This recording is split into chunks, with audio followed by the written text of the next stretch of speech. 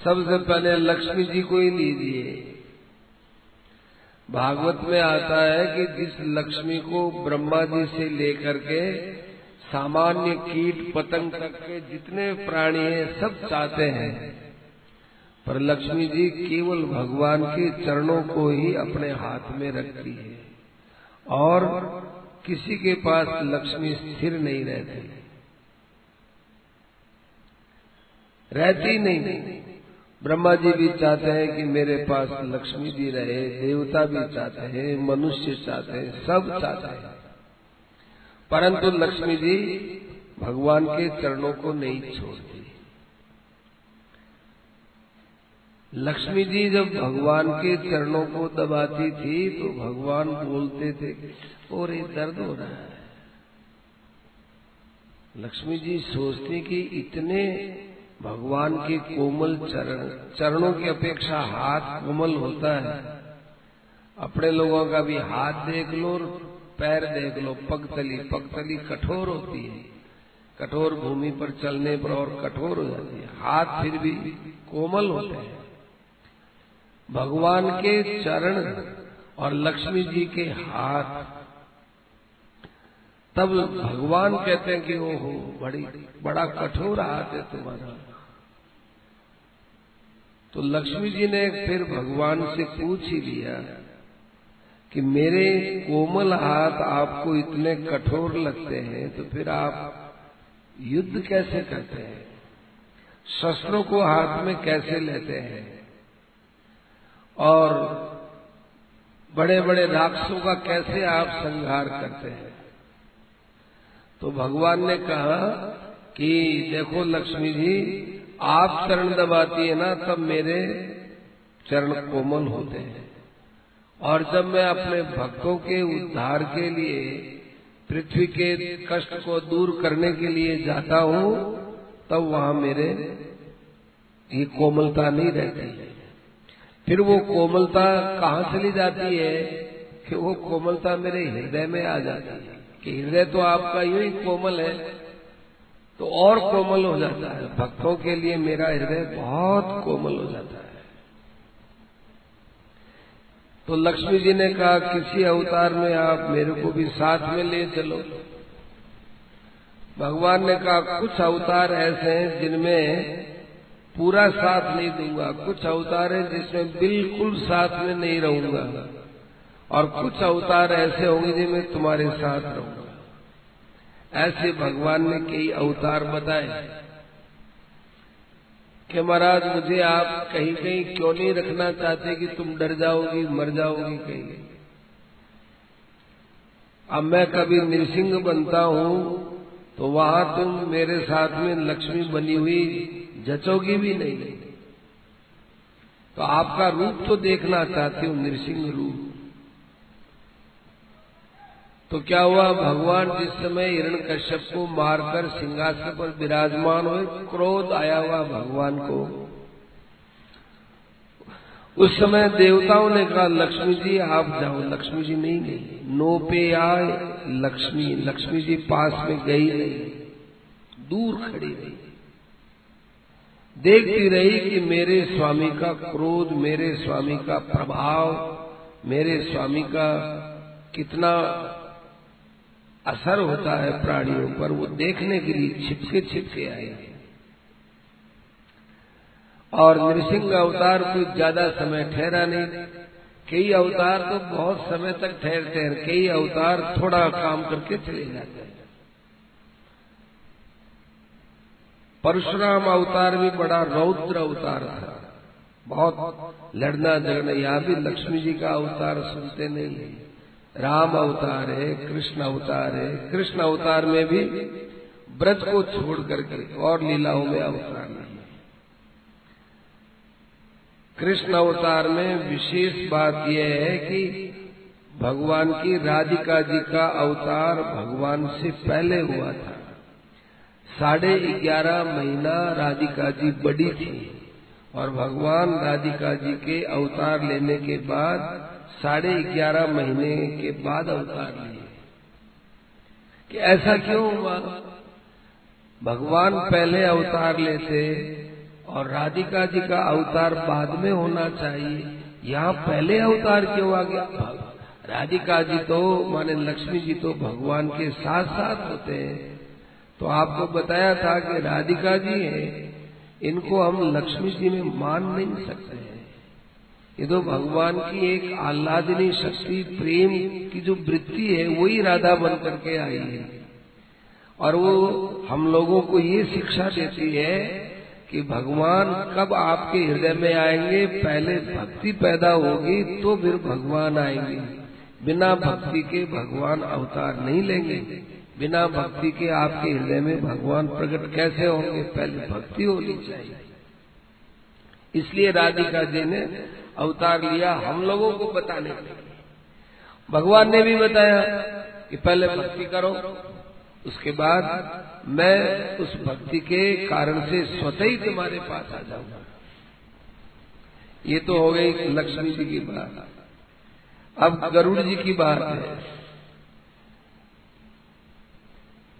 कश्यप जी के कई पत्नियां थी, उनमें कद्रु और विनता ये दो पत्नियां और थी। ये दोनों दक्ष प्रजापति की कन्याएं थी। तो इनकी बात क्या हुई कि कद्रु ने 1000 नागों को जन्म दिया, सर्पों को जन्म दिया।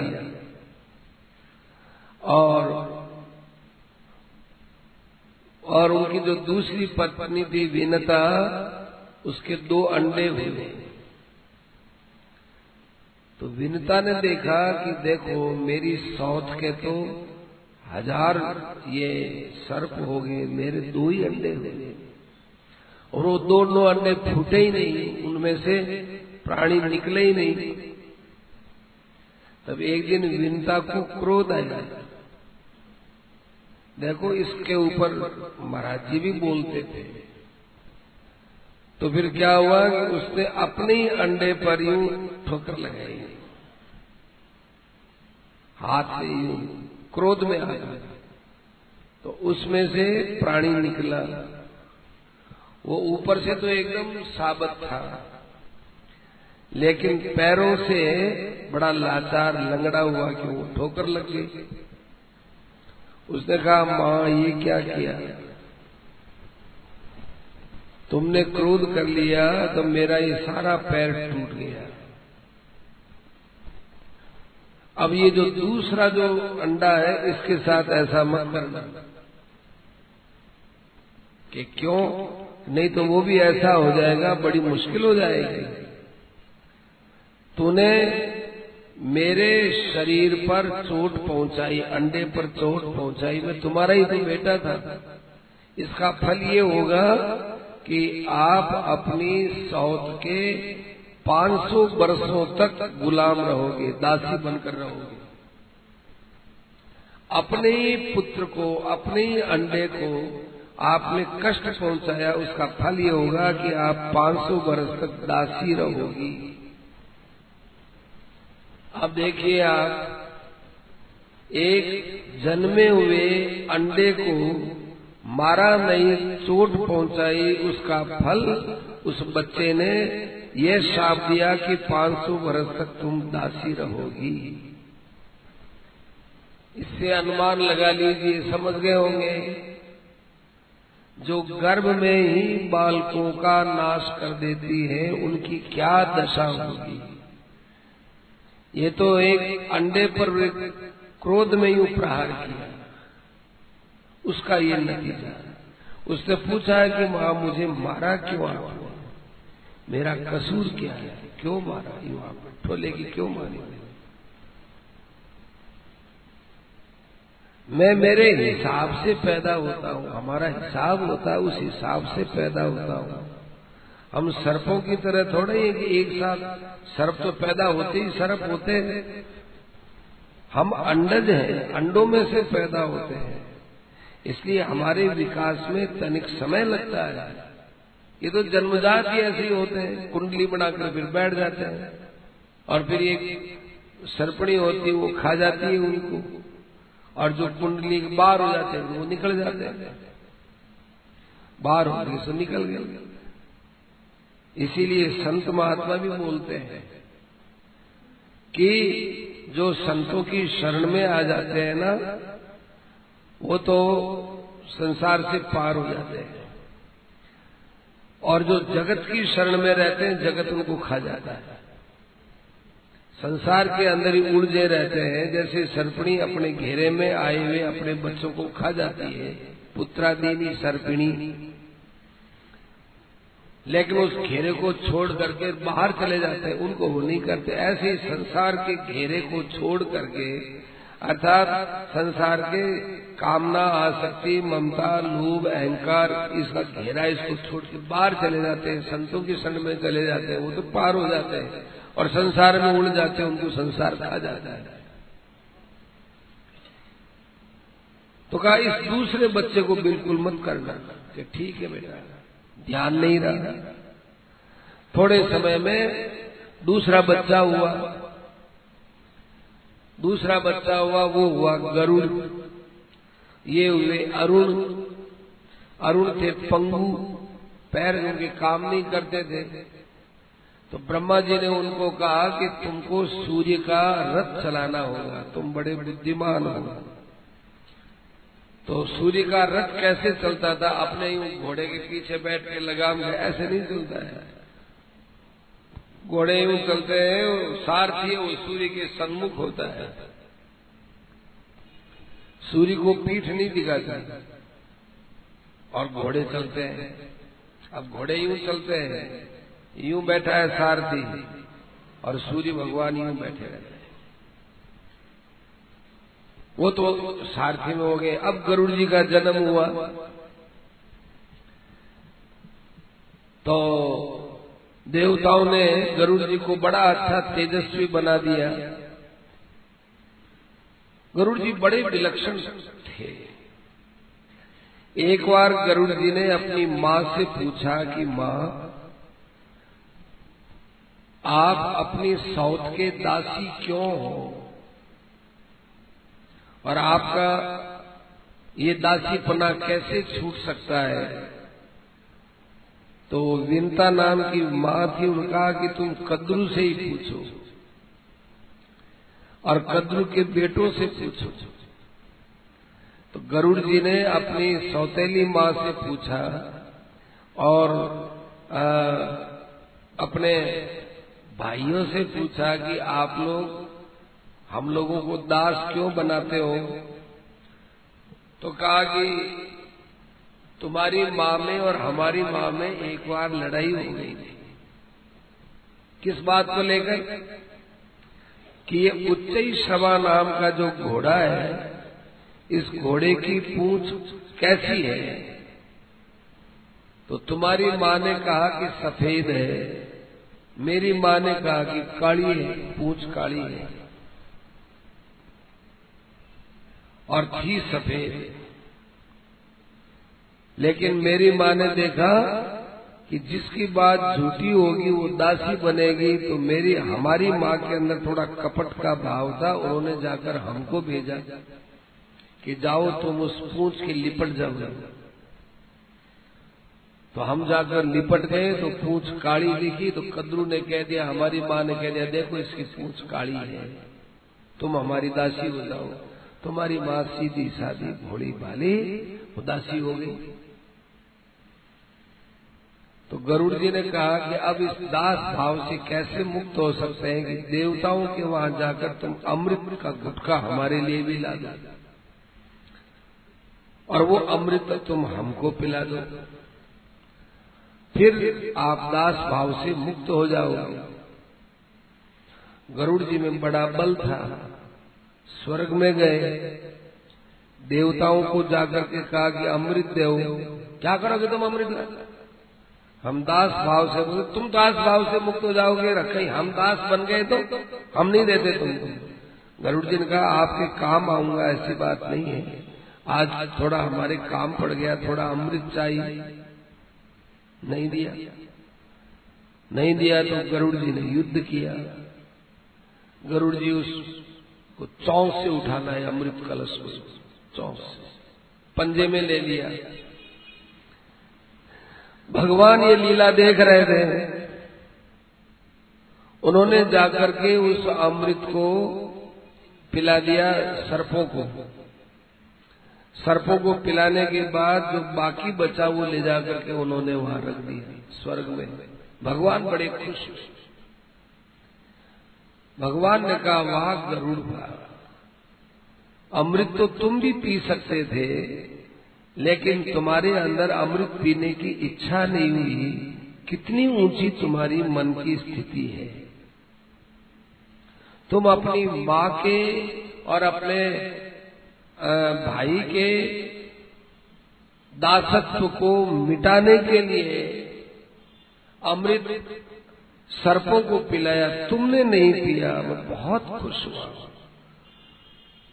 जो ऐसे निष्काम भाव से रहते हैं उनको मैं छोड़ नहीं सकता हूं।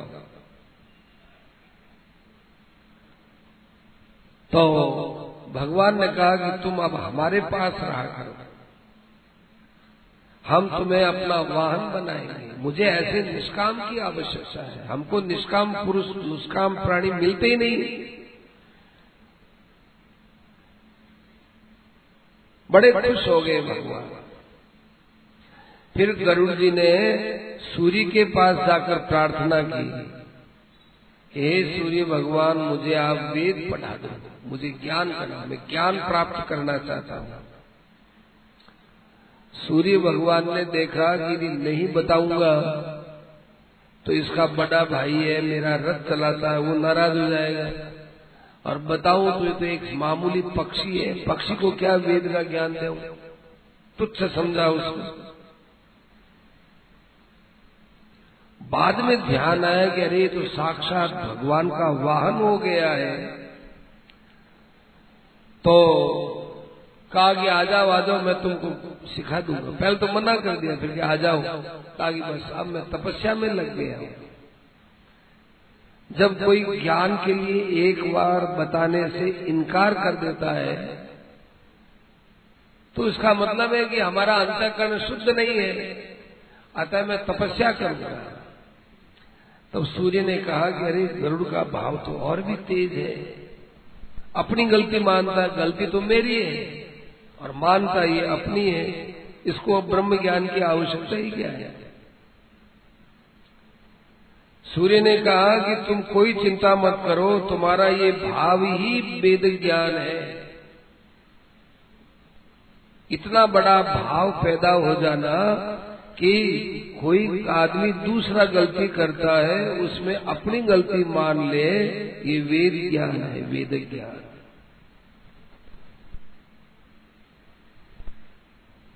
भगवान ने भी उनको अपने पास में रखा। भगवान ने कहा कि तुमको अब वेद ज्ञान की जरूरत क्या है, पुस्तक पढ़ने की जरूरत क्या है। मनुष्य का अपना स्वभाव सुधर जाता है तो वो जो है अपने आप उसको वेद ज्ञान हो गया। संतों ने कहा है, ठहरी हुई बुद्धि में समता, जहां हमारी अंतःकरण में समता आ गई, उसको सारे वेद उपनिषद का ज्ञान हो गया।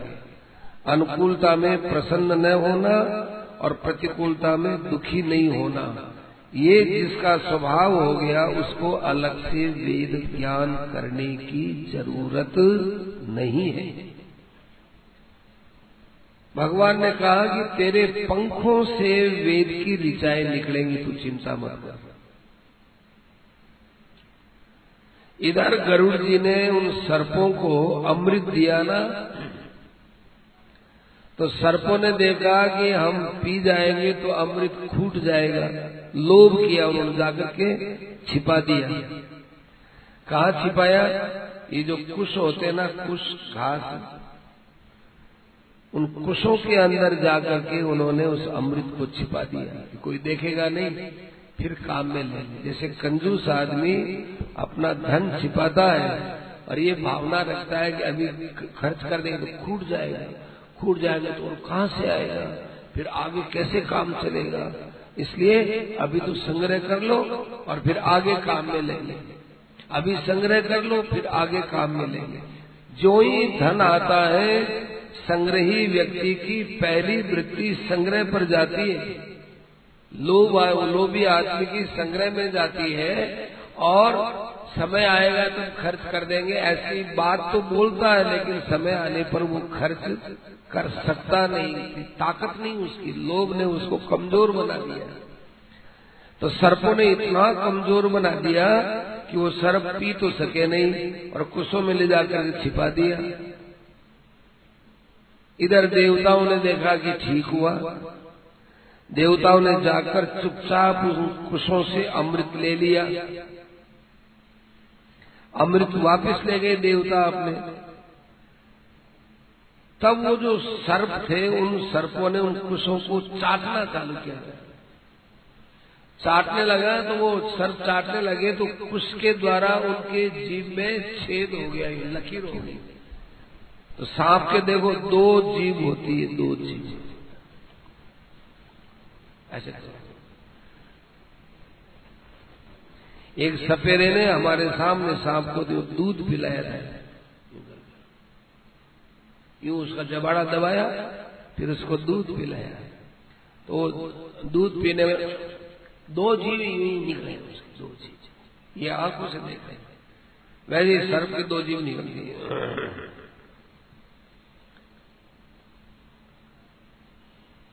केकई माँ के लिए भी यही बात आती है कि जैसे सर्पणी 2 जीव निकालती है, ऐसे केकई ने 2 वरदान मांगे, ऐसी बात आती है। ये गरुड़ जी सदा भगवान के प्रिय रहे। तो देखो कितनी विशेष बात है कि गरुड़ जी महाराज ने अपने हाथ में आए हुए अमृत का पान नहीं किया, कितने तो निष्काम। सूर्य ने विद्या नहीं दी तो अपना दोष माना कि मेरा कोई दोष है, और सामवेद उनके पंखों से पैदा होने लगा तो भी उनके मन में ज्ञान का अभिमान नहीं, हरदम भगवान के दास होकर के रहते हैं। इसलिए नाभाजी महाराज ने कहा कि ऐसे भक्त हैं जो भगवान के बड़े प्रिय हैं और जिनको भगवान के चरणों की धूली मिलती है, ऐसे भक्तों की चरणों की धूली पर मेरी आशाएं टिकी हुई है। अब उसके बाद हनुमान जी का नंबर आया। हनुमान जी का नाम लिया इन्होंने।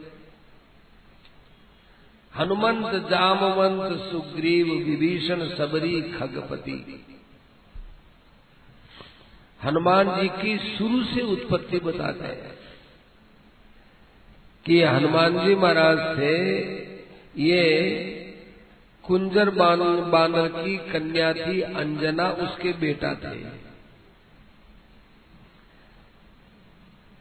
बताते हैं कि एक पुंजिकस थला नाम की अप्सरा थी, पुंजिकस थला बहुत सुंदर अप्सरा थी। अपने सौंदर्य का उसको बड़ा अभिमान था कि मैं बड़ी सुंदर हूं। एक ऋषि थे बेचारे दुबले पतले बदरू खराब रूप वाले, हंसी उड़ाने लगी, ये ऋषि हंसी उड़ाई गई। उन्होंने कहा कि अरे शरीर भी किसी का सुंदर होता है क्या, और शरीर भी किसी का खराब होता है क्या? सुंदर और असुंदर की पहचान तो प्राणी के स्वभाव से होती है कि ये प्राणी सुंदर है, सुंदर माने इसका स्वभाव बड़ा अच्छा है। ये प्राणी खराब है, खराब का मतलब इसका स्वभाव खराब है। तुम शरीर को सुंदर और शरीर को खराब मानते हो, मानती हो, अप्सरा बनी हुई रहती हो, बड़ी घमंड में जाओ तुम एक बंदरी के रूप में रहोगी। तो वही पुंजिकस थला थी, वो अंजनी बनी, लेकिन स्वर्ग से आई थी तो उसके पास ये शक्ति थी कि चाहे जैसा रूप बना सकती थी, चाहे जैसा। एक बार उसने बहुत सुंदर रूप बना करके थी, तो वो बानरी होली में केसरी के साथ विवाह हुआ और मानव रूप धारण करके अपने पर्वत पर यूं बैठी हुई थी और चिंतन कर रहे थे, चिंतन कि देखो ये आकाश हमको कितना अच्छा उपदेश देता है कि जैसे आकाश सबके अंदर है, ऐसे परमात्मा सब में व्यापक है। कोई भी चीज बनती बिगड़ती है, आकाश ज्यों का त्यों रहता है, ऐसे परमात्मा ज्यों के त्यों रहते हैं। ध्यान परमात्मा, ये वायु है, ये बाहर संचरणशील है, खूब हवाएं चलती है, अंदर शरीर के अंदर भी हवा है। तो ये हवा हमको ये कहता है कि संसार में बाहर भी भगवान है और अंदर भी भगवान है। लोग कहते हैं अंदर में भगवान कहाँ है, तो भाई भगवान की बात छोड़ो, अंदर में सांस है कि नहीं, सांस की तरफ ख्याल गया। लोग कहते हैं आज खूब जोर से आंधी चली, आज खूब जोर से ठंडी हवा चली, आज खूब जोर से गर्मी चली। बाहर की हवा पर सब ध्यान देते हैं, पर शरीर के अंदर की जो हवा है, सांस है, उसके ऊपर कोई विचार करता ही नहीं। कितनी बढ़िया कीमती ये हवा है, ये हवा यदि 2-3 मिनट तक हमको नहीं मिले तो हम घबरा कर मर जाए, लेकिन इस हवा की कोई कीमत ही नहीं समझते। रुपया पैसा धन जमीन जायदाद मकान ये हो गया वो हो गया, अरे अंदर में वायु है, इसकी कीमत है। हम तो गरीब आदमी है और हम तो छोटे आदमी है, हम तो अमुक आदमी है। अरे सांस है तो सब कुछ है, सांस नहीं तो कुछ नहीं है। तो देखो भगवान हमको कितना अच्छा उपदेश दिए हो कि भाई मैं अंदर तुम्हारे सांस के समान तुम्हारे अंदर हूँ और बाहर भी वायु के समान मैं बाहर रहता हूँ। अंदर बाहर मैं ही मैं हूँ। क्यों तुम इधर उधर दूसरों को महत्व दे, मेरे को महत्व दे ना, मैं तुम्हारे काम आने वाला हूँ वायु की तरह। ऐसे वही महिमा में डूब गई। कौन? अंजना। तो वायु देवता ने विचार किया कि ओहो आज तो ये अमानवी मानवी, अमानवी माने मानव में ऐसी सुंदरता नहीं होती, ऐसी सुंदर ये मानव रूप धारण करने वाली कौन है, जरा इसको देखो तो सही ऐसी कौन है। पास में आए, वो चुपचाप बैठी हुई थी अंजना माता। तब उनको एहसास हुआ कि कोई मेरे पास आया है। उनको एहसास हुआ, आंख खोल के देखा कि कौन हो आप, कि तुम मेरा ध्यान कर रहे थे। आपका ध्यान? मैं तो परमेश्वर का ध्यान कर रही थी। आप कौन है? मैं तो पवन देव हूँ और पवन देव हूँ और तुम्हारे इस ध्यान से मैं बड़ा प्रभावित हुआ हूँ और मैं तुम्हें एक पुत्र दूंगा। मेरे संकल्प से तुम्हें एक पुत्र मिलेगा, उससे तुम्हारे सतीत्व पर कोई आंच नहीं आएगी, बल्कि उस पुत्र के द्वारा संसार में बहुत बड़ा काम होगा। वो मेरे समान बलशाली, मेरे समान चलने उड़ने वाला, मेरे समान उसकी गति होगी, बल पराक्रम में मेरे से कम नहीं होगा। तो अंजना ने कहा कि यदि मेरा सतीत्व नष्ट नहीं होता है और ऐसा पुत्र मिलता है तो मैं उसे स्वीकार करती हूँ। तो उन्होंने स्वीकार किया। अंजना प्रसन्न हो गई।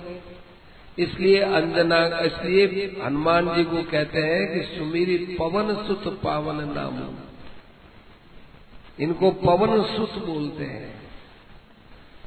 कहते हैं इनको पवन सुत के साथ साथ में शंकर सुवन केसरी नंदन, केसरी की तो पत्नी है अंजना। देखो ये दैविक सृष्टियां हैं। इन दैविक दिव्य सृष्टियों के अंदर मानवीय सृष्टि की उपमा नहीं दी जा सकती। हम लोगों का पैदा होना अलग है और ये दिव्य सृष्टियों का पैदा होना अलग होता है। तो भगवान शंकर से कैसे पुत्र कहलाते हैं, तो उसमें ये बात बताते हैं कि ब्रह्मलोक की अप्सराओं में एक सुवर्चला नाम की अप्सरा थी और ब्रह्मा जी ने उसको शाप दिया कि तू गिदड़ी हो जा, गीदड़ी हो जा। तो कहा अच्छी बात है, गीदड़ी हो जाऊंगा, ये घबराना नहीं, तेरे द्वारा बहुत अच्छा काम करवाना है, तेरी मुक्ति का एक उपाय बताता हूँ। ब्रह्मा जी ने कहा कि क्या? हे त्रेता युग में जाकर के अयोध्या में दशरथ जी नाम के एक राजा होंगे। दशरथ जी के कोई लड़का नहीं होगा, तो वहां अग्नि देवता एक बार यज्ञ के अंदर से चरु लेकर प्रकट होंगे। तुम वहां अयोध्या में उस चरु पर निगाह रखना। उस चरु को लेकर के अग्निदेव कौशल्या को और सुमित्रा को अपना अपना हिस्सा दे देंगे, और जब केकई को हिस्सा देवे, केकई के हाथ में वो चरु आए, वो चरु लेकर के तुम उड़ जाना। उस चरु को लेकर के उड़ने के बाद फिर तुम जो है जाना, जहां तक ले जा सको वहां तक ले जाना, और जहां वो छूट जाए तो उसको छोड़ देना।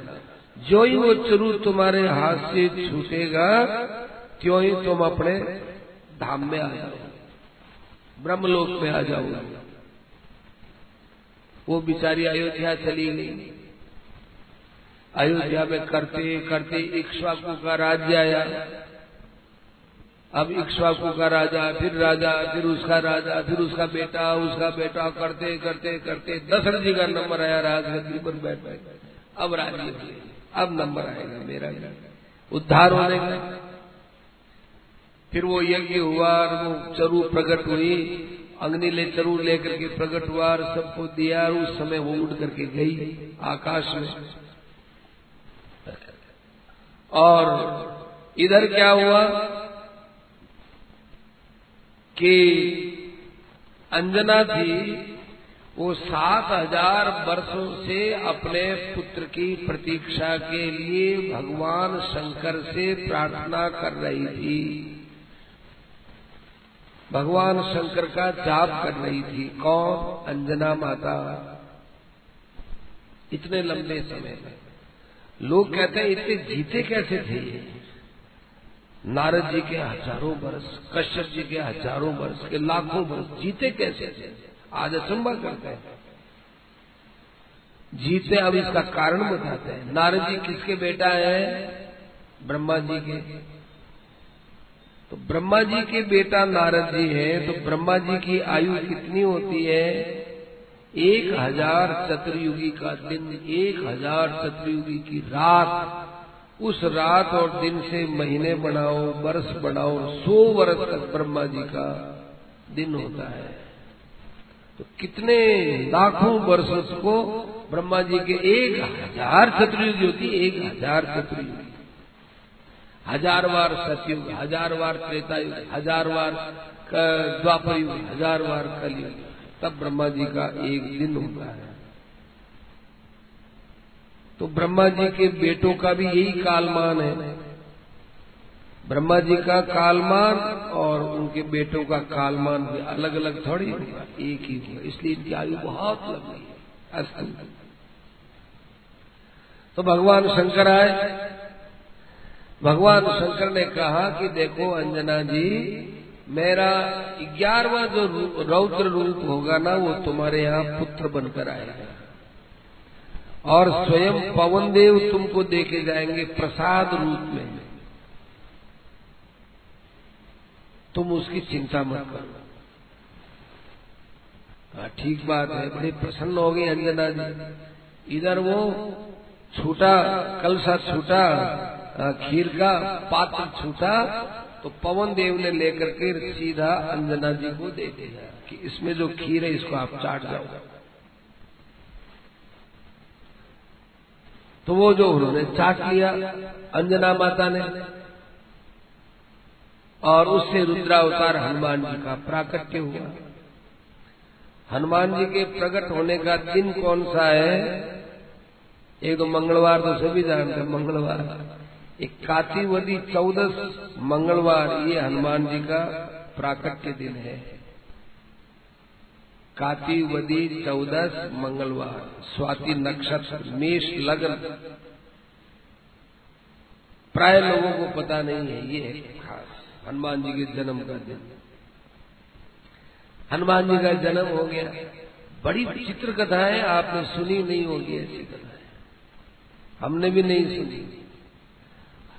छोटे से थे हनुमान जी, भूख लगी आई, बच्चा कहता है माँ को कि माँ मुझे भूख लगी आई, भूख लगी आई। माँ ने कहा बेटा अभी फल लाती हूँ, देरी हो गई।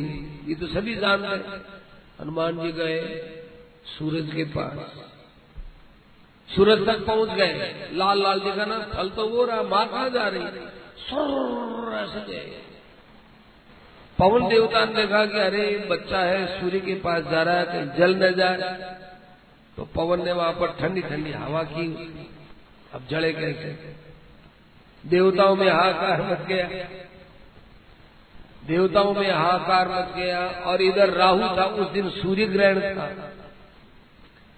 तो राहु ने जाकर के देवताओं से कहा देखो 15 दिन में एक बार मैं भोजन करता हूं, अमावस्या के दिन और पूर्णिमा के दिन।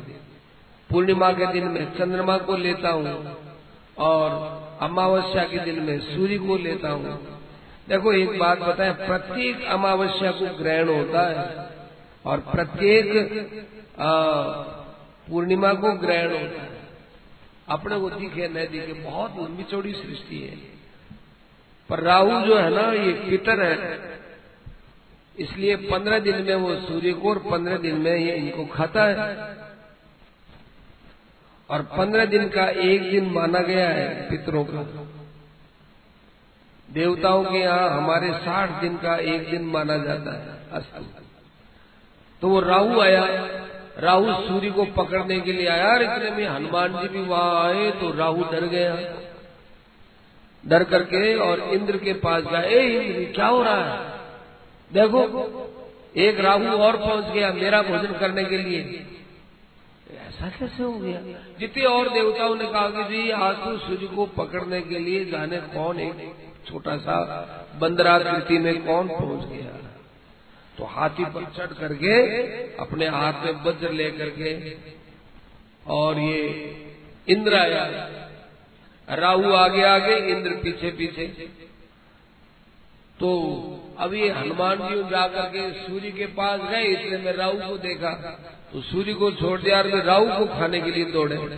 और राहु देखा कि मेरे खाने से राहु को दौड़ने लगा तो इंद्र को पकड़ लिया कि इतने फल लगे हुए हैं, माँ इधर उधर यही जा रही है। इंद्र ने देखा कि अब ये मेरे को जो है ये गड़बड़ कर देगा। तब इंद्र ने उनके ठोडी मारी, वज्र की चोट पहुंचाई, तो वो बेचारे नीचे गिर गए। नीचे गिरते ही वायु देवता को क्रोध आया कि इंद्र को पता है कि मेरा पुत्र है और फिर भी ये इसके ऊपर शस्त्र का प्रहार किया है। अपने बच्चे को संभाल लिया, संभाल करके गुफा में रख दिया और वायु देवता रूस करके बैठ गए। वायु ने अपने सबके सांस रोक लिए, ले सांस। अब ब्रह्मा आदि सब घबराए, आकर के वायु देवता के पास आए।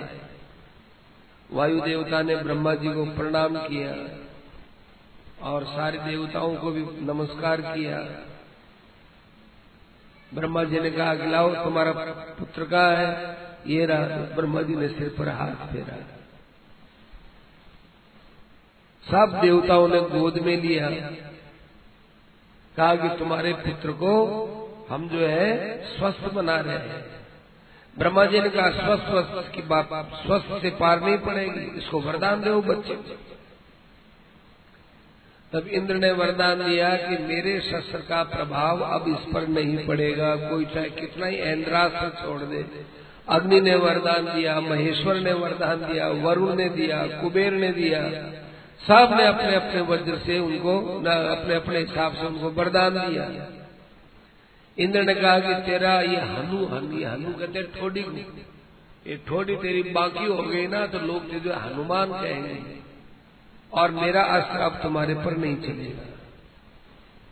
ब्रह्मा जी ने कहा कि ब्रह्मास्त्र से बढ़कर तो कोई अस्त्र है ही नहीं संसार में, ब्रह्मास्त्र तेरे पर भी नहीं चलेगा। मेघनाथ ने ब्रह्मास्त्र चलाया ना, ब्रह्मास्त्र तेई जाना, उन्होंने जान तो लिया कि ये ब्रह्मास्त्र है, मेरे पर लग नहीं सकता है, पर मेरे को तो रावण के पास जाना है और ब्रह्मास्त्र का सम्मान करना है। लोगों को क्यों दिखाऊं कि मेरे पर ब्रह्मास्त्र नहीं लगता। वो चुपचाप बंद गए हनुमान जी जान करके, यद्यपि बंद नहीं सकते थे। तो सबसे उनको जो है वरदान मिल गया। ब्रह्मा जी ने कहा कि अब देखो एक वरदान मैं इसको देता हूं, इसको कोई कहीं रोक नहीं सकता, किसी पर्वत के अंदर रुक नहीं सकता, कभी आकाश में रुक नहीं सकता, ये जल के अंदर रुक नहीं सकता, चाहे जैसा रूप बना सकता है, छोटा हो सकता है, बड़ा हो सकता है, सब प्रकार का रूप हो सकता है, बड़ा यशस्वी होगा। अब हनुमान जी महाराज एक तो बच्चा ही चंचल, फिर बंदर, और हनुमान जी को इतने वरदान मिल गए तो हनुमान जी बहुत चंचलता करते थे। कभी किसी ऋषि महर्षि के बगीचों में चले जाते, खूब वहां फल खाना, तोड़ना फोड़ना, ये करना वो करना, उनके रखे हुए पात्रों को फेंक देना, उनके कपड़ों को पकड़ पकड़ कर फाड़ करके फेंक देना, ये हनुमान जी खूब करते। तो एक बार ऋषियों ने कहा अब क्या करें इसका, इससे काम तो बहुत लेना है, पर ये काम तो करेगा तो करेगा, पर ये तो अभी तो परेशान कर रहा है। ए बंदर क्या करता है, हम तेरे को शाप देते हैं कि तू अपने बल पर उसको भूल जाएगा, कोई याद दिलाएगा तभी तेरे याद आएगा, नहीं तो तू अपने बल पर उसको भूल जाएगा, चला जाएगा। एकदम हनुमान जी हो गए, नम्र होकर के घूमने लगे। तब राम काज लगी तब अवतारा, तो सुनते ही वही पर्वताकारा। जामवंत जी ने उनको जोश दिलाया कि अरे तेरा अवतार तो राम जी के काम के लिए हुआ है, तब सुनते ही वही पर्वताकारा। ऐसे हनुमान जी की बात है। अब हनुमान जी महाराज बड़े हो गए, बड़े होने के बाद में विद्या अध्ययन होना चाहिए। माता पिता के चरणों में प्रणाम करके और कहा कि महाराज पिताजी मैं अब कहाँ पढ़ूं, मुझे विद्या अध्ययन चाहिए। तो कहा कि सूर्य है सबसे बड़े विद्वान, जितने वेद है वो सूर्य के प्रकाश में पढ़े जाते हैं, इसलिए सूर्य के पास जाओ। तो सूर्य के पास गए। सूर्य ने कहा हनुमान मैं तेरे को कैसे पढ़ाऊं, क्योंकि एक मुहूर्त में मैं 34,08,000 योजन इतना दूर जाता हूं। योजन होता है 4 चौगुना, कोस से चौगुना, 4 कोस का 1 योजन होता है। तो इतना एक मुहूर्त में पार करता हूं मैं, मेरे पास ठहरने का समय कहाँ है। कोई गुरु मुख से तुझे पढ़ना हो, एक जगह बैठे, फिर गुरुजी पुस्तक पढ़ाए, फिर तुम उसके ऊपर मनन करो। मैं तो यूं चलता रहता हूं, कैसे अध्ययन करोगे, कैसे अध्ययन कराऊंगा। हनुमान जी ने कहा कोई बात नहीं, मैं आपके मुख की तरफ बैठा रहूंगा, आप बोलते जाएंगे मैं सुनता जाऊंगा, आप बोलते जाएंगे सुनता जाऊंगा, मेरी गति तो रुकने वाली है ही नहीं। सूर्य को याद आएगा अरे हाँ इसकी गति रुकने वाली नहीं है और इसको मना करना अच्छा भी नहीं है। फिर उन्होंने उनको शास्त्र का ज्ञान कराया और कहा कि देखो तुम्हारे अंदर तो सारे शास्त्र बैठे हुए हैं, प्रकट हो, तुम्हारे सारा ज्ञान तुम्हारे अंदर से प्रकट हो जाएगा। और देखो अब मेरे ही वंश में भगवान का अवतार होगा और मेरे दिए हुए ज्ञान से तुम भगवान की खूब अच्छे ढंग से आराधना करना। हनुमान जी ने कहा कि गुरु दक्षिणा ले, कोई गुरु दक्षिणा दे रहे हम आपको, गुरु दक्षिणा ले। तो गुरु दक्षिणा में कहा कि देखो एक सुग्रीव नाम का बानर है, सुग्रीव ऋषिमुख पर्वत के वहां रहता है, किष्किंधा में रहता है। किष्किंधा ऋषिमुख पास में ही है। तुम ऐसा करो कि सुग्रीव की रक्षा करना, बस सुग्रीव के साथ में रहना, यही मेरी गुरु दक्षिणा है। अच्छी बात, वेदाध्ययन भी हो गया, इधर भगवान का अवतार हो गया, भगवान का मुंह बड़ा उदास रहे, हनुमान की याद आए, हनुमान की याद आए तो अब देखो, अब भगवान याद करे और भक्त है वो कहीं रह सकता है क्या? हनुमान जी छलांग लगाते लगाते लगाते अयोध्या आ गए। अयोध्या में एक मदारी ने उनको पकड़ लिया, भगवान ने उस मदारी को देख लिया, अब उस मदारी को बुला करके अपने पैसा वैसा दे करके हनुमान जी को यहीं रख दिया अयोध्या के महल में। अब राम जी और हनुमान जी खूब खेले, आपस की गहरी गहरी बातें कौन समझे दूसरा, खूब बड़े प्रसन्न हो गए।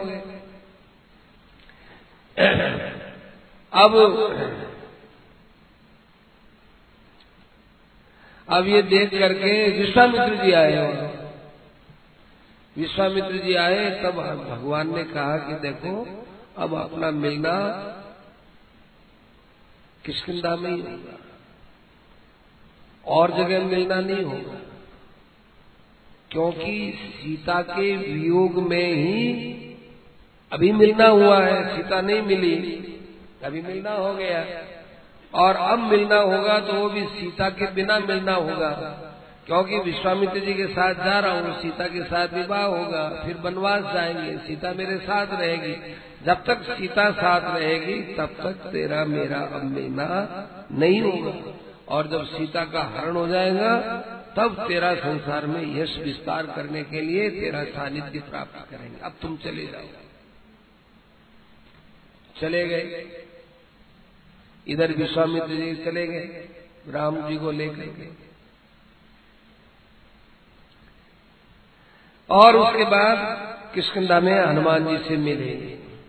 हनुमान जी वहां पर बटुक रूप बना करके आए थे, कोई कहते ब्राह्मण बन करके, कहा तो बटुक के लिए अपने बोलते हैं कि ब्राह्मण बन करके आए सीता जी, रामचरितमानस में ब्राह्मण बन गए, और आकर के जो राम जी से बातें की तो राम जी कुछ नहीं बोले, सुनते रहे, ऐसी बढ़िया सुंदर संस्कृत बोले, एक शब्द भी गलत नहीं।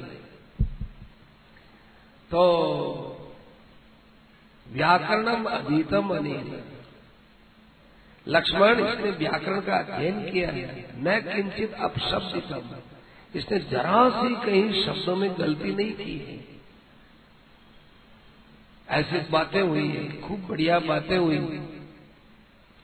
और फिर जो है हनुमान जी महाराज सुग्रीव से मित्रता कराते हैं, नहीं तो हनुमान जी कह ही सकते थे कि महाराज यदि ऐसा करना है तो आप सुग्रीव का बड़ा भाई बाली है, बाली से मित्रता करो, बाली की नहीं सुग्रीव से मित्रता करवाई, क्योंकि सूर्य भगवान को सुग्रीव की रक्षा गुरु दक्षिणा में दी हुई है ना, इसलिए।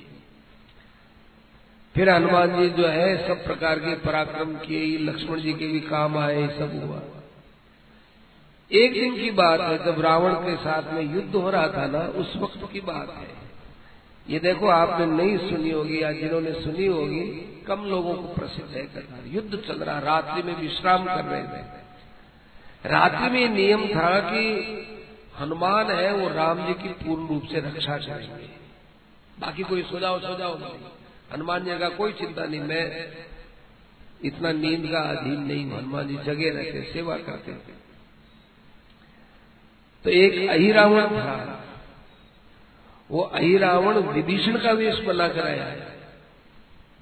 विभीषण का वेश बनाकर आकर राम और लक्ष्मण को ले जाने लगा। हनुमान जी दूर से देख रहे थे।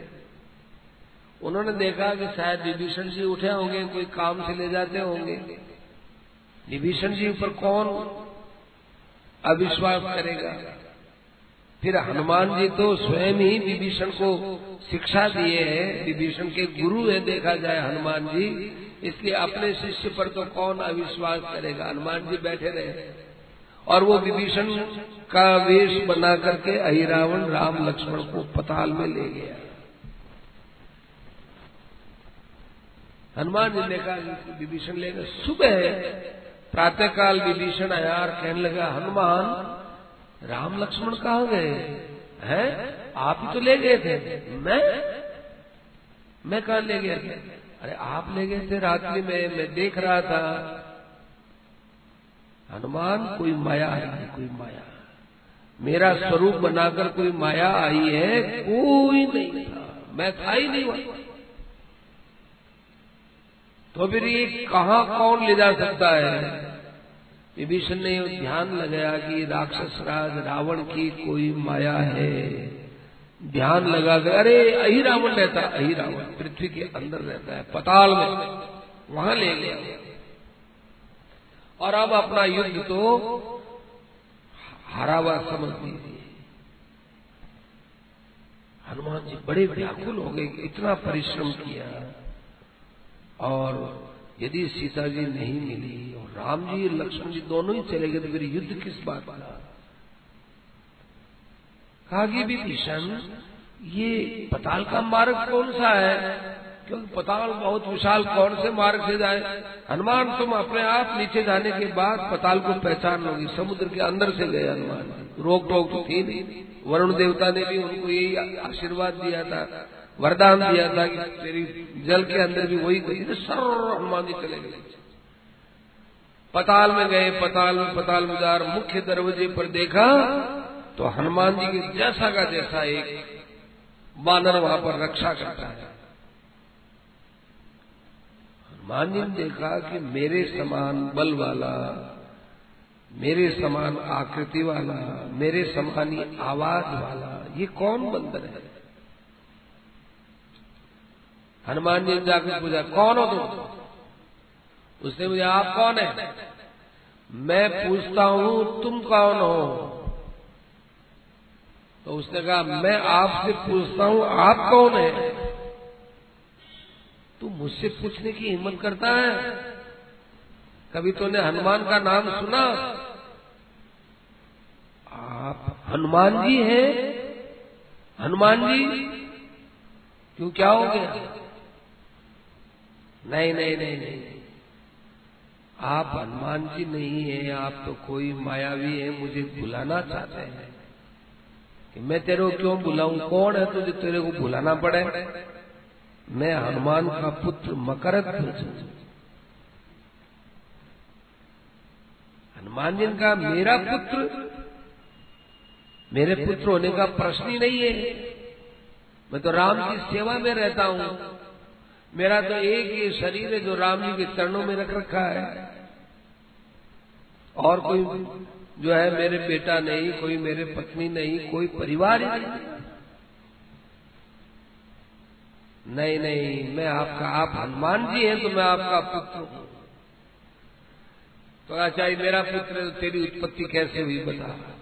कि महाराज जिस समय आप लंका को जला रहे थे उस समय उसकी गर्मी से आपके पसीना पसीना हो गया था, और वो पसीना की बूंद समुद्र में गिरी। समुद्र में एक मगरमच्छी ने उस पसीने को निगल लिया, उस पसीने से मेरी उत्पत्ति हुई है। अच्छा अच्छा, इसलिए मेरा नाम मकरध्वज है। अहि रावण कहाँ है? वो तो अंदर है। तो मैं जाकर राम लक्ष्मण को लेके आऊंगा। मकरध्वज ने कहा, देखो पिताजी, मैं यहाँ किसी की सेवा में हूं,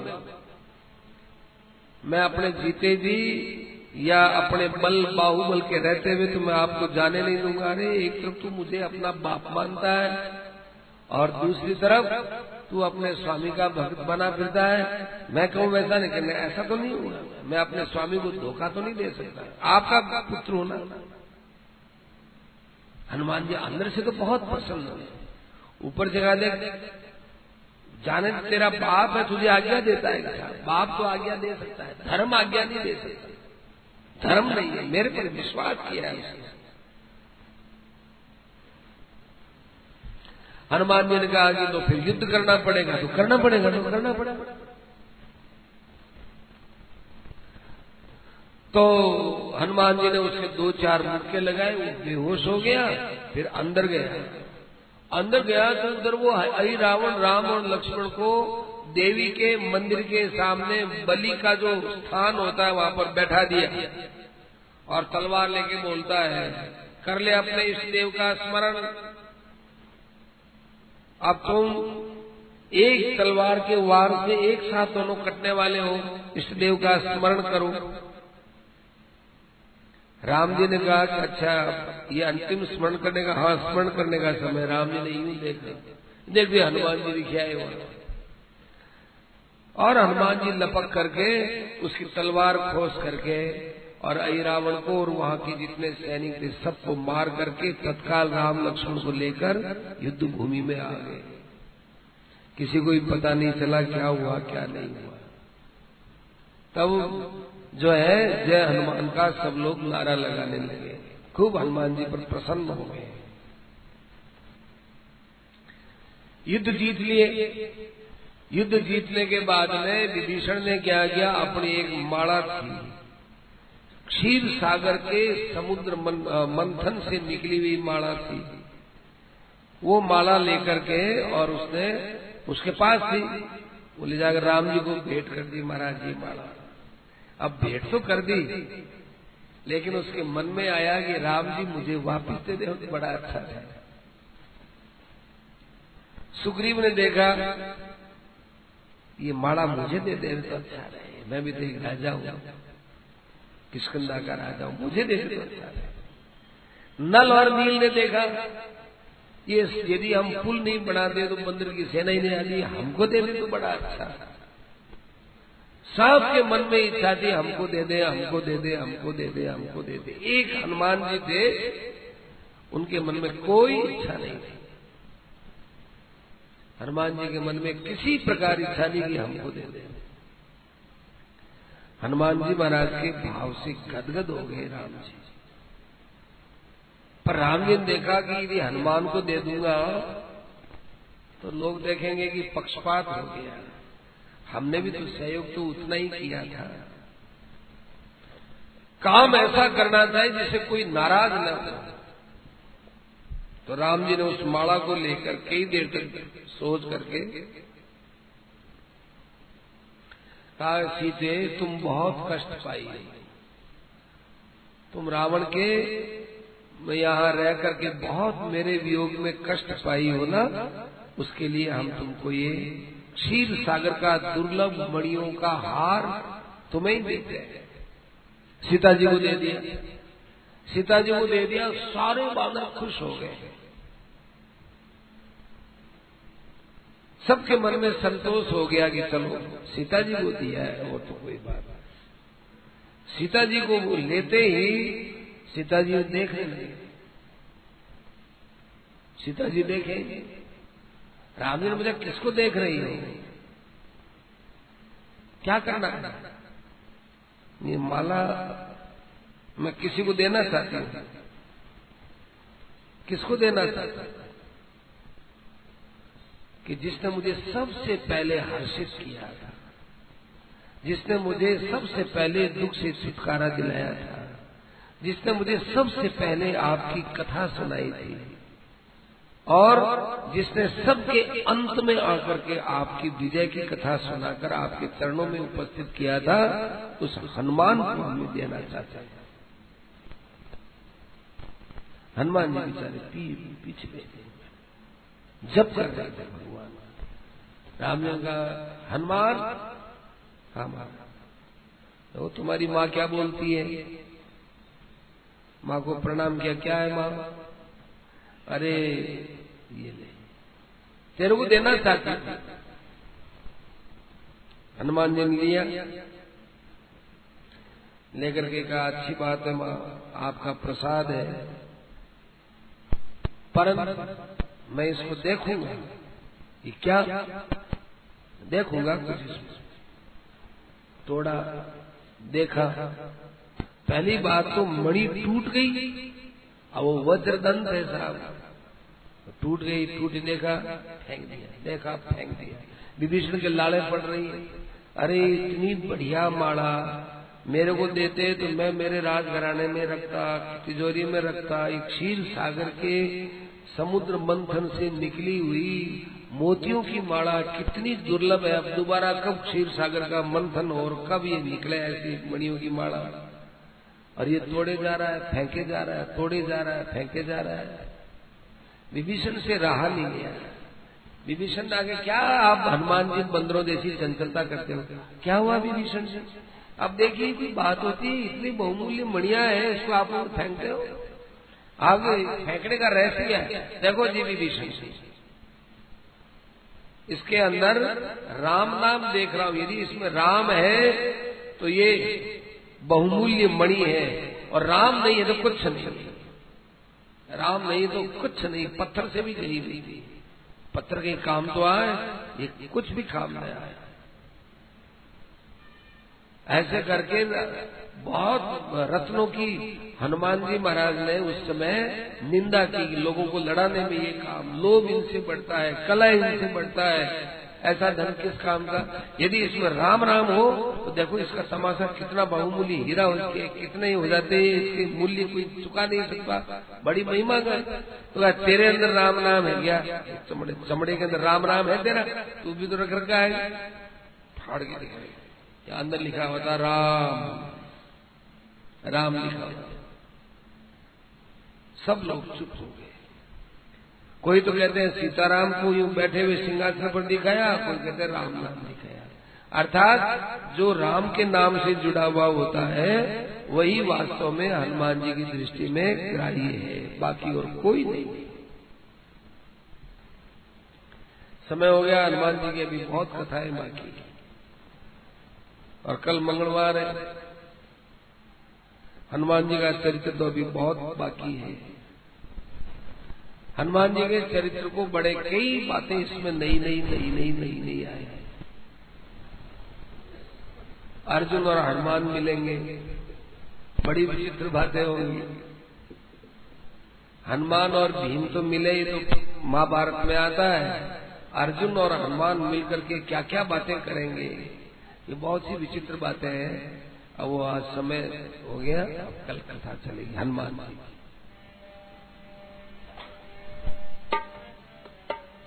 जय सीताराम सीताराम सीताराम।